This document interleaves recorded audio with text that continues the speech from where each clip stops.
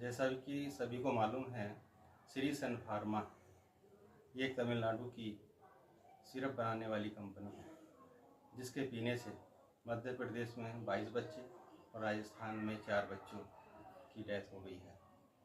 कुल 26 बच्चों का इस तरह से इस कंपनी द्वारा मर्डर कर दिया गया है। यह तमिलनाडु की कंपनी है। इसके स्वामी जी रंगनाथन को पुलिस द्वारा जो है गिरफ्तार कर लिया गया है और पुलिस एमपी के छिंदवाड़ा में इनको लेकर आई है।